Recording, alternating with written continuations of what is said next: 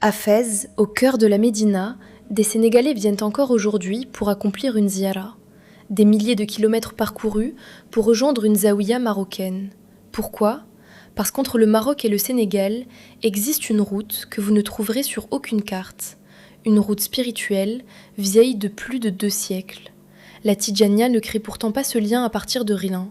Elle s'inscrit dans une histoire beaucoup plus ancienne de circulation entre le Maroc et l'Afrique de l'Ouest. Mais à partir de la fin du XVIIIe siècle, cette relation prend une dimension spirituelle particulière. Et Fès va devenir l'un des grands points d'ancrage de cette histoire. Puis, à la fin du XVIIIe siècle, un homme arrive à Fès, Ahmed Tidjane. Né à Ain Madi en 1737, après des années de voyage et de formation religieuse, il s'installe à Fès en 1798. Il y passe les dernières années de sa vie et y meurt en 1815. Sa zaouïa, située dans l'ancienne Médina, devient progressivement l'un des grands centres spirituels de la Tidjania. Mais voici ce qui nous intéresse vraiment. Depuis Fès, des chaînes de maîtres et de disciples vont relier progressivement le Maroc, le Sahara et l'Afrique occidentale. Des hommes traversent des milliers de kilomètres pour étudier, transmettre une autorisation spirituelle, apprendre, puis repartir. Pas de téléphone, pas d'avion, pas même un petit groupe WhatsApp. Et pourtant, le réseau fonctionne. Au XIXe siècle, El Hadj Oumar Tall devient l'une des grandes figures de l'expansion de la Tidjania en Afrique de l'Ouest. Son histoire touche directement la région du fleuve Sénégal et contribue au formidable essor de cette voie dans l'espace ouest-africain.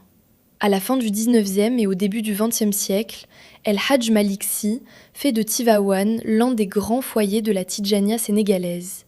Enseignement, formation des disciples, diffusion religieuse, son influence devient immense. Et les réseaux liés à sa famille s'étendent également jusqu'à Dakar. Mais le lien avec Fès ne disparaît pas, bien au contraire. La ville marocaine conserve une place particulière dans l'univers religieux tidjani sénégalais. Elle apparaît même dans la poésie soufie de Malick Sy.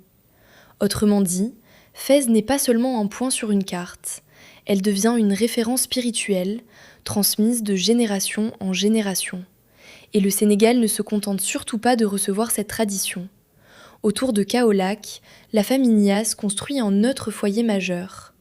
Au XXe siècle, Cheikh Ibrahim Niasse donne à son courant un rayonnement gigantesque, bien au-delà du Sénégal et même de l'Afrique de l'Ouest.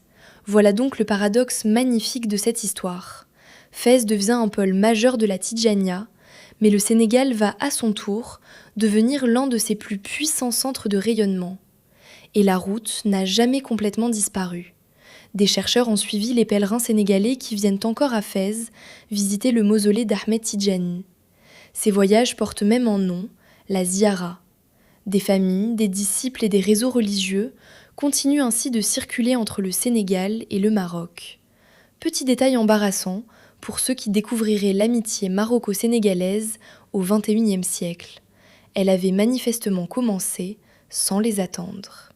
Alors lorsque l'on parle aujourd'hui de la proximité entre Rabat et Dakar, il faut regarder beaucoup plus loin que les visites officielles et les accords diplomatiques.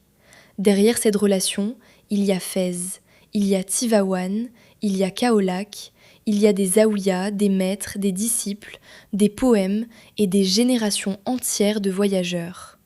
De Fès au Sénégal, du Sénégal à Fès, 2 siècles plus tard, la route existe toujours. Parce que les États ont des frontières. La mémoire spirituelle, elle, voyage sans passeport. Vous restez avec Maria ? Abonnez-vous.